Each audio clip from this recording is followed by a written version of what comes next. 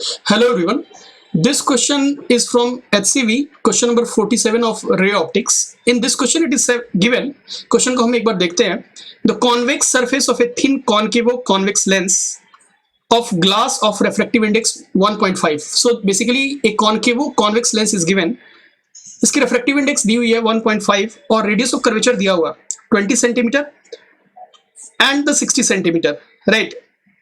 And the convex side is silvered. Convex side को उन्होंने silvered किया हुआ है and placed on a horizontal surface. You can see here it is placed on a horizontal surface, right? So basically this question has two parts. The first part they are saying where should a pin be placed, right? इसके axis पे कहाँ पे आप एक pin को, एक object को आप रखोगे so that its image is formed at the same place, कि उसकी जो इमेज है exactly same place पे फॉर्म हो जाए, right? यानी कि इसके एक्सिस पे आप किसी पॉइंट ऑब्जेक्ट को कहां पे रखोगे कि ये जो सिस्टम है उसकी इमेज भी उसी पॉइंट पे बना दे. ये तो क्वेश्चन का पहला पार्ट है. और जो दूसरा पार्ट है उसमें उन्होंने कहा है कि अगर कॉनकेव वाला जो पार्ट है उस साइड में अगर मैं वाटर को फिल कर दूं हैविंग रिफ्रैक्टिव इंडेक्स 4/3 तो भी आप ऑब्जेक्ट की नई पोजीशन बताओ सो दैट की इमेज फिर से कोइंसाइड कर जाए ऑब्जेक्ट के साथ, राइट? सो बेसिकली इसके दो पार्ट्स हैं. तो सबसे पहले हम फर्स्ट पार्ट पे आते हैं, after that will analyse the second part, right? तो फर्स्ट पार्ट में आप देख लो, जैसे मान लो ऑब्जेक्ट यहां पे है, ऑब्जेक्ट को हमें ये पोजीशन निकालनी है. तो लेट्स से ऑब्जेक्ट की ये पोजीशन O है और ये वाली जो डिस्टेंस है X है, राइट? तो सबसे पहले हम क्या करेंगे, सबसे पहले हम देखेंगे कितने सारे इवेंट्स हो रहे हैं, राइट? ऑब्जेक्ट से जब इंसिडेंट रेज निकल रही है so how many different events are happening here, right? तो सबसे पहले आप देखो, जो यहां से अगर आप रेज को निकालोगे तो पहला इवेंट क्या होगा? पहला इवेंट तो रिफ्लेक्शन हो जाएगा. ये जो कर्व सरफेस है इस कर्व सरफेस से पहला रिफ्लेक्शन होगा, राइट? ये जो एयर और लेंस वाली बाउंड्री है, राइट, कर्व सरफेस की, वहां पे पहला रिफ्लेक्शन होगा. And after the first reflection the first image will be form, पहली इमेज बन जाएगी, राइट? और इस पहली इमेज, ये जो पहली इमेज बनेगी बिकॉज ऑफ रिफ्रैक्शन, तो वो इमेज एक ऑब्जेक्ट की तरह काम करेगी. और ये वाला जो पार्ट है, सेकेंड वाला जो पार्ट है, ये वाला जो पार्ट है इस लेंस का, राइट, क्योंकि ये सिल्वर्ड है so this is acting as a, ये एक मिरर की तरह काम करेगी. तो यहां से एक दूसरा रिफ्लेक्शन हो जाएगा, राइट? और वहां से दूसरा रिफ्लेक्शन होगा और उस दूसरे रिफ्लेक्शन के बाद जो इमेज बनेगी, अगेन इसके बाद रे लौटेगी और यहां से फिर इस सरफेस से एक और रिफ्लेक्शन हो जाएगा. ये तीसरा इवेंट हो जाएगा. सो बेसिकली इस तरीके से हो रहा है. पहला रिफ्लेक्शन हो रहा है, रिफ्लेक्शन आपकी एयर और ग्लास की बाउंड्री है, वहां पे एक रिफ्लेक्शन होगा. रिफ्लेक्शन के बाद जो इमेज बनेगी वो एक ऑब्जेक्ट की तरह काम करेगी, राइट, मिरर के लिए. और इस मिरर से अगेन एक बार रिफ्लेक्शन होगा और रिफ्लेक्शन के बाद फिर से रे लौटेगी और रे के लौटने के बाद फिर से एक रिफ्लेक्शन होगा और फाइनली इमेज फॉर्म कर जाएगी. अब इस क्वेश्चन में दिया हुआ है कि ऑब्जेक्ट और इमेज दोनों ही कोइंसाइड कर जाए. तो ऑब्जेक्ट और इमेज की कोइंसाइड करने की जो कंडीशंस है, right, there are two conditions, right? In earlier videos we have discussed also कि अगर आपको कोई ऐसी सिचुएशन मिल रही है जहां पे ऑब्जेक्ट और इमेज दोनों ही कोइंसाइड कर रहे हैं, इसका मतलब क्या हुआ, राइट? इसका मतलब ये हुआ कि दो पॉसिबिलिटीज हो सकती है. जो पहली पॉसिबिलिटी है, राइट, पहली जो पॉसिबिलिटी ये है कि rays will strike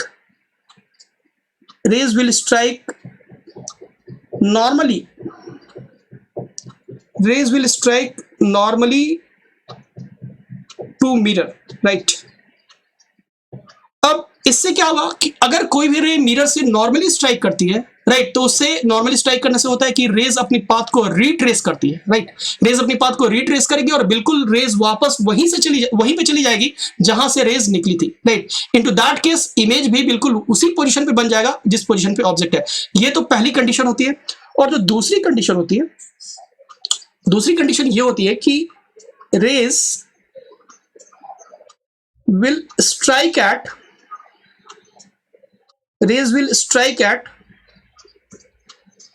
pole of mirror. अगर रेज मिरर के पोल पे स्ट्राइक कर जाए तो वहां से भी रेज जो रिफ्लेक्शन के बाद निकलती है बिल्कुल सिमेट्रिकल निकलती है. निकलती है उससे होता यह है कि रेज वापस फिर वहीं पे जाती है जहां पे इमेज बनी होती है, राइट? सो जहां पे ऑब्जेक्ट है, सो वहीं पे जाके रिफ्लेक्टेड रेज जाएगी और इमेज भी बिल्कुल वही. सो into this case object and image दोनों ही कोइंसाइड कर जाएंगे. तो सबसे पहले हम क्या करते हैं, सबसे पहले फॉर द फर्स्ट रिफ्लेक्शन के लिए हम कैलकुलेट करते हैं. So for first reflection for first refraction, if you calculate here, so पहले रिफ्रैक्शन के लिए हम रिफ्रैक्शन फॉर्मूला लगाते हैं, दैट इज mu2 by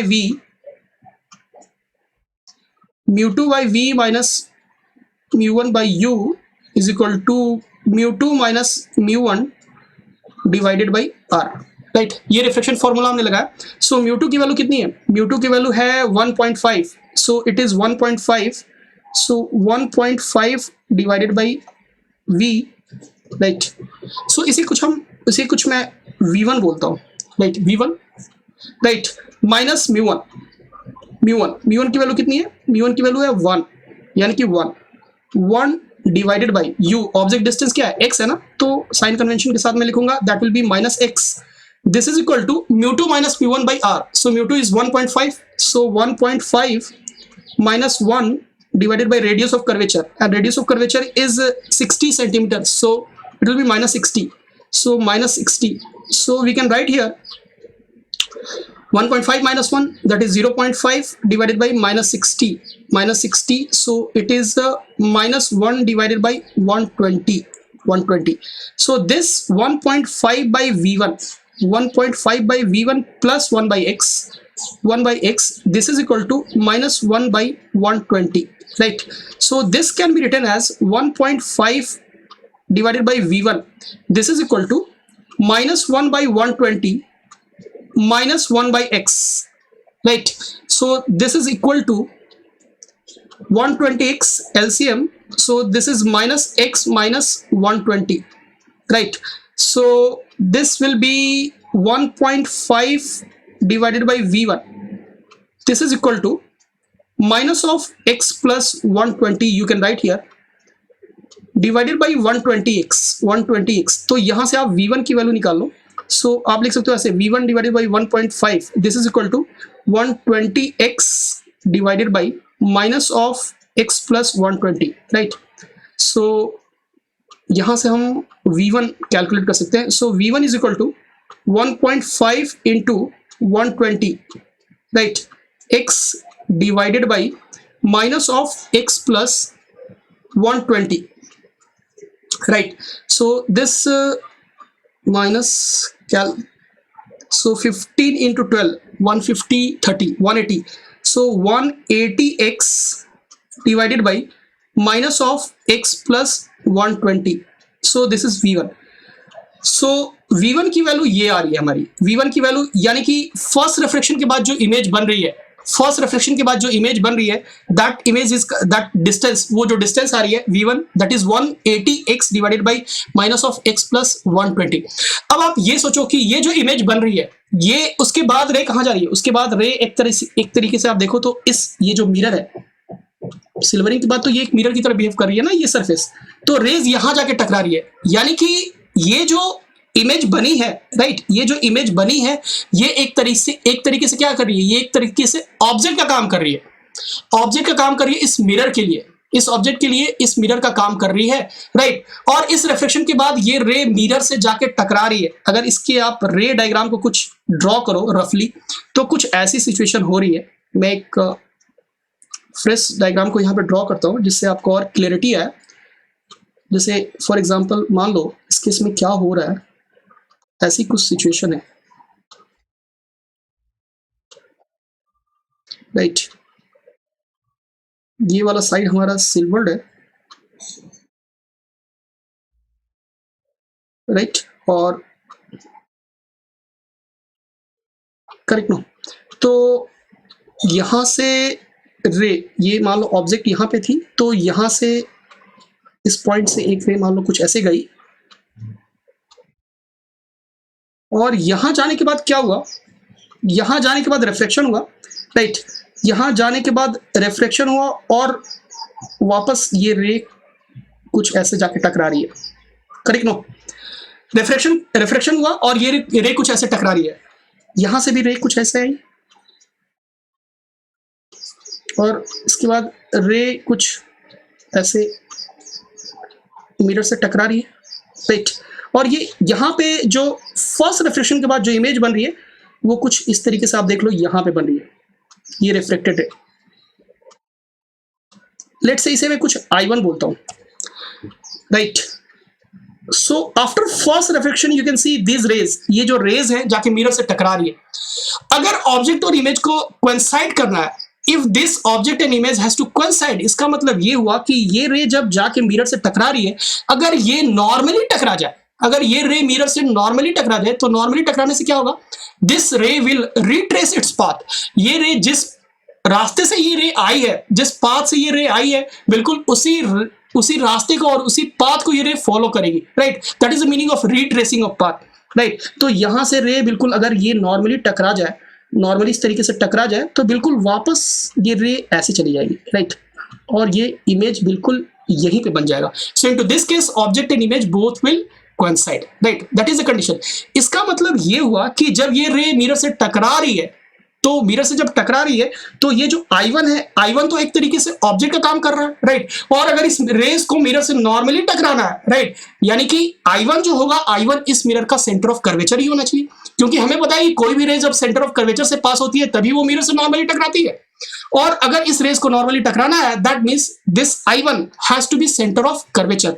तो यहां से जो ये वाली डिस्टेंस होगी, ये डिस्टेंस कितनी बनी, centre of curvature, focal length 12 है ना, तो ये डिस्टेंस 24 सेंटीमीटर ही होनी चाहिए, राइट। यानी कि जो ये V1 की वैल्यू हमने कैलकुलेट की है, इस V1 की वैल्यू कितनी होनी चाहिए, इस V1 की वैल्यू होनी चाहिए 24 सेंटीमीटर, राइट। तो यहां पे हम वैल्यूज को रखते हैं, V1 is equal to, actually sign के साथ रखेंगे तो हम माइनस साइन रखेंगे, -24। सो हमने यहाँ पे रखा -180x divided by x plus 120 and this is equal to -24, right? So minus minus cancel, so this becomes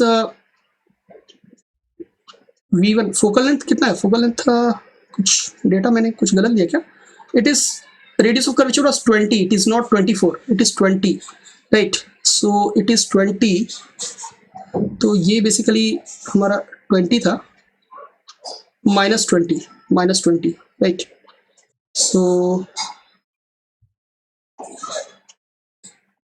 it is -20, so minus minus cancel, so 29, 9x। so यहाँ पे आप लिख सकते हो 9x is equal to x plus 120, right? तो 9x minus x, right, 8x, so 8x is equal to 120, यानी कि x की जो वैल्यू आ गई 120 डिवाइडेड बाई 8, so 120 बाई 8 कितना हुआ, 15 सेंटीमीटर, यानी कि जो ऑब्जेक्ट है वो 15 सेंटीमीटर पे होना चाहिए। यानी कि ये वाली जो डिस्टेंस है ना, ये वाली जो डिस्टेंस है, ये ऑब्जेक्ट की, यहाँ से ऑब्जेक्ट ये वाली डिस्टेंस है, ये होनी चाहिए आपकी 15 सेंटीमीटर, 15 सेंटीमीटर होनी चाहिए। सो ये 15 सेंटीमीटर होगी तो ऑब्जेक्ट और इमेज दोनों एक ही जगह पे बन जाएगी।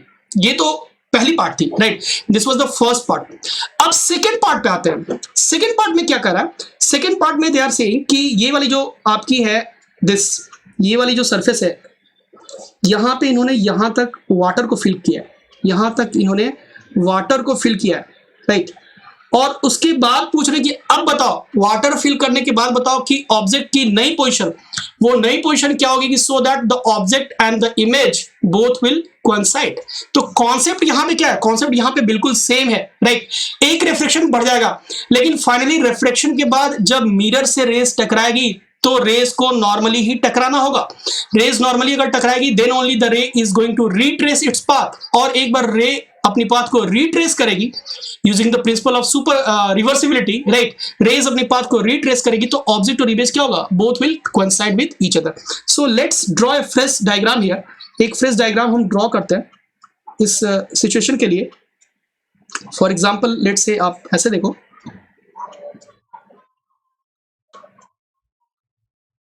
दिस इज द सिचुएशन, ये आपकी लेंस है, कॉनकेवो कॉन्वेक्स लेंस, ये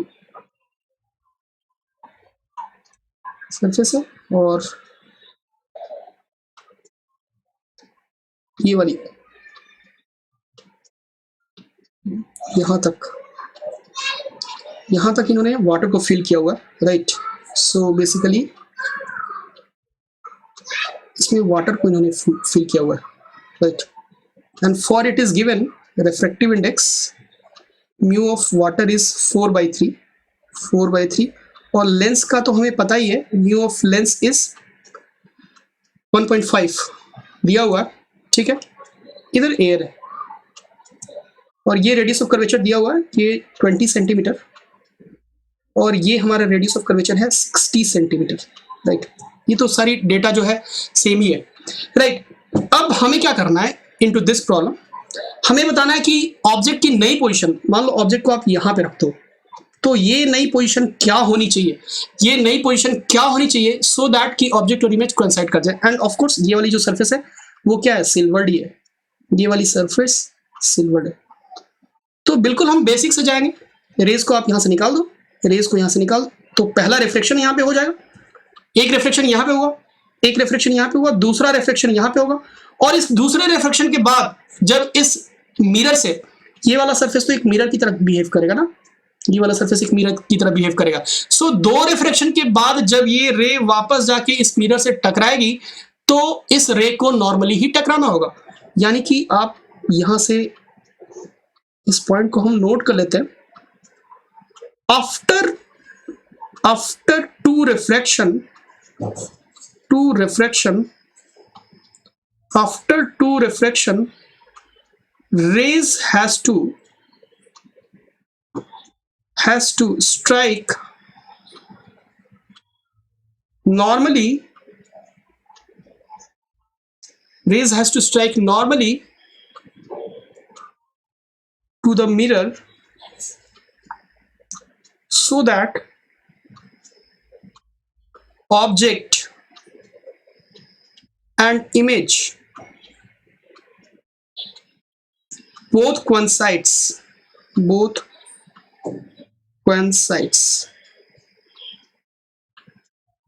correct.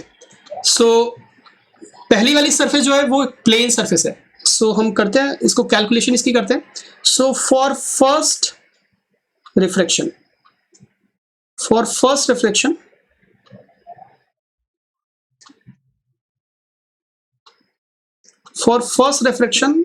using reflection formula, mu2 by v minus mu1 by u is equal to mu2 minus mu1 divided by r, right। so mu2 की वैल्यू क्या है, mu2 तो है refractive index of the refracted medium, so that is mu2 की value है 4/3, so 4/3 into v को हम कुछ v1 बोलते हैं, फर्स्ट इमेज जो बन रही है, so v1 minus mu1 की वैल्यू कितनी है, mu1 इज ये डिस्टेंस आप कुछ x मान लो, x, right.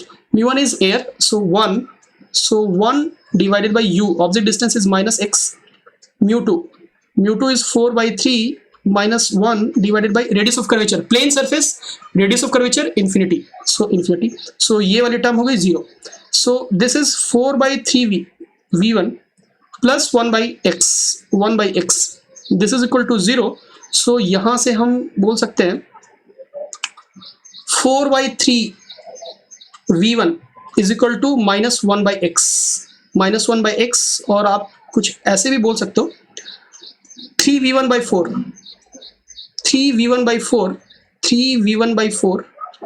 is equal to minus x, correct, no, 3v1 by 4 is equal to minus x, so v1 we can say minus 4x by 3, यानी कि first reflection के बाद, आफ्टर फर्स्ट रिफ्लेक्शन के इस plane surface से reflection के बाद जो इमेज बन रही है वो इमेज बन रही है -4x/3 पे, राइट। अब ये जो इमेज -4x/3 पे बन रही है that will be acting as a object for the second reflection, ये सेकेंड रिफ्लेक्शन के लिए ऑब्जेक्ट का काम करेगी।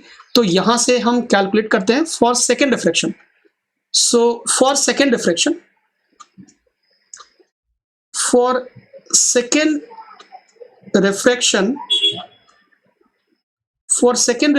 एट ये आपकी water glass interface, for second reflection eight water glass interface,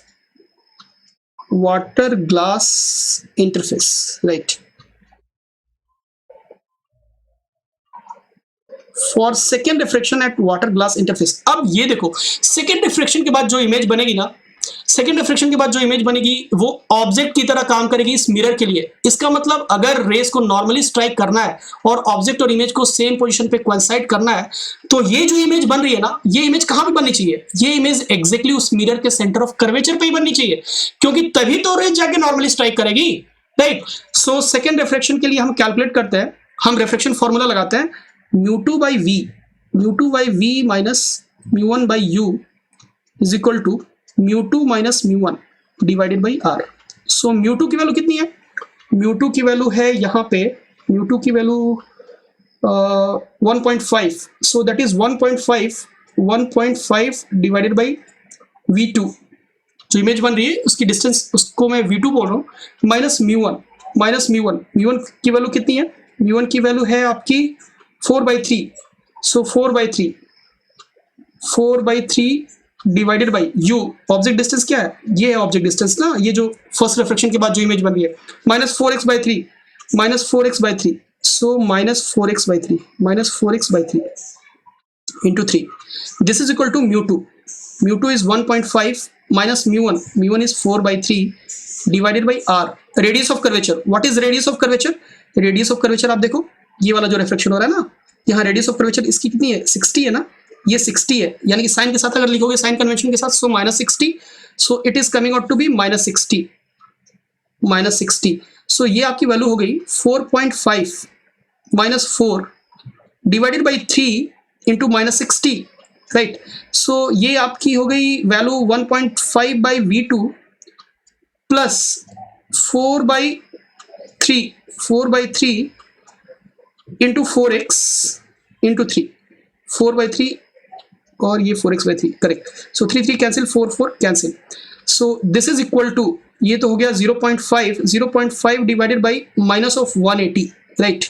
सो ये आप, सो -5/180, ये कितना हुआ? 5 से 5 1800, नो 1800, 5 360 होगा ना, 360 300 1500, करेक्ट, -1/360, सो ये आ गई -1/360, so that is 1.5 by v2 plus 1/x, this is equal to -1/360, right.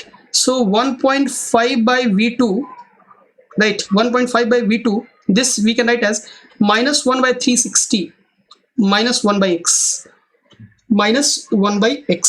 Correct. No, यानी कि इससे अगर आप कैलकुलेट करो, so this will be 360x LCM, so -x minus 360, right. So ये हो गई minus of x plus 360 divided by 360, correct. No, so that means v2 divided by 1.5, ये जो हो गई, ये हो गई -360 डिवाइडेड बाई x प्लस 360। तो यहां से हम अगर v2 की वैल्यू कैलकुलेट करें, so v2 is equal to -360 into 1.5 divided by x plus 360, राइट। तो यहां से आप इसको, ये 10 हुआ, ये 10 cancel, so this is -36 into 15 divided by x plus 360, right. ये आ गई v2 की वैल्यू, राइट। अब ये जो वैल्यू v2 की आई है, ये तो ऑब्जेक्ट की तरह काम करेगी ना इस मिरर के लिए, जो मिरर है हमारे पास, राइट। ये वाला जो सरफेस तो एक मिरर की तरह बिहेव कर रहा है, एक कॉनकेव मिरर की तरह बिहेव करेगा ये वाला सरफेस, राइट। तो इसके लिए ये ऑब्जेक्ट की तरह काम करेगी, यानी कि ये जो v2 है, ये v2 है, राइट, ये v2 है। अब ऑब्जेक्ट और इमेज को सेम पोजीशन में बनना है, यानी कि v2 जो है exactly at the centre of curvature ही होना चाहिए।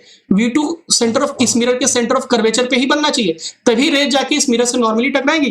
तो v2 की वैल्यू कितनी होगी? इसकी रेडियस ऑफ कर्वेचर कितनी है? That is 20, no. So v2 को हम -20 से इक्वेट कर देंगे। सो v2 की वैल्यू हम -20 कर देंगे, राइट। v2 की वैल्यू जो है वो हम -20 कर देंगे, so that is -36 into 15 divided by x plus 360 is equal to -20, so ये कैंसिल, तो आपका कुछ हो गया, ये 5 4 जा 5 3 जा, राइट। सो ये 4 से ये गया 9, राइट। ये कितना हुआ,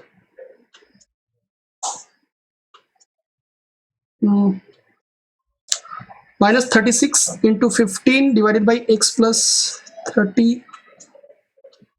So 1.5 v2 plus 1 by x minus 1 minus 1.5, correct.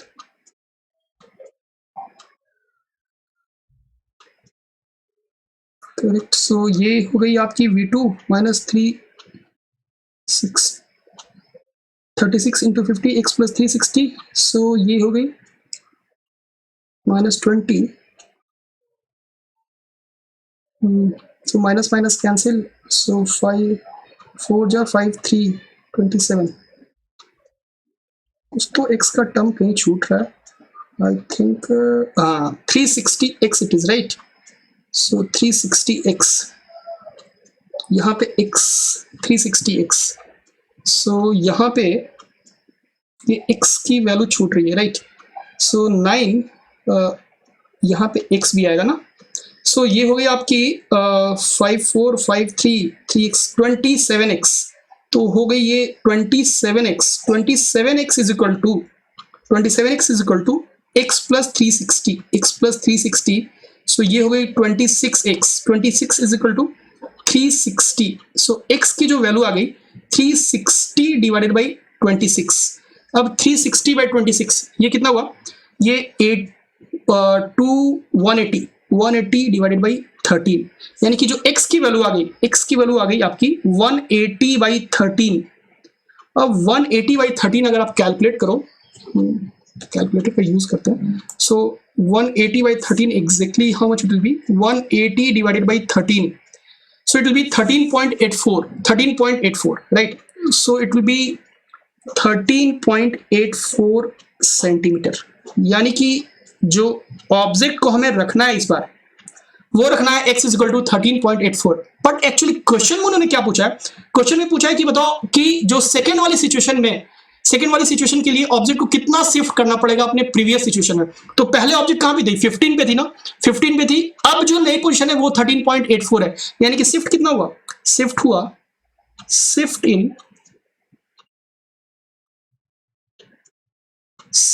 In object position.